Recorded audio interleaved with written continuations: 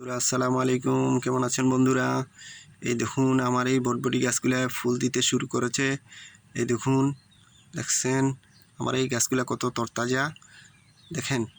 দেখছেন বন্ধুরা, আমি আজ আমার এই গাছটা কিছু পরিচর্যা করব। এখন খাদ্য দরকার, তাই আমি কিছু তরল সার দেব। সবজি পচা পানি আপনারাও চাইলে আমার মতো এভাবে টবে গাছ লাগাতে পারবেন। এই দেখুন, টবে লাগাইছি। দেখুন কত সুন্দর সুন্দর ফুল। আপনারা শুধুই জৈব সার দিয়ে গাছ লাগাবেন, বাজারে কিনতে মিলে জৈব সার, আর না হয় আপনারা পুরনো গোবর সার দিয়ে মাটি মিক্স করে আপনারা গাছ লাগাবেন। এই দেখুন, এখন উপযুক্ত সময় বটবটি লাগাইবার। দেখছেন বন্ধুরা, আমি কিছু তরল সার দিতেছি। এই দেখেন তরল সারটা, সবজি পচা পানি।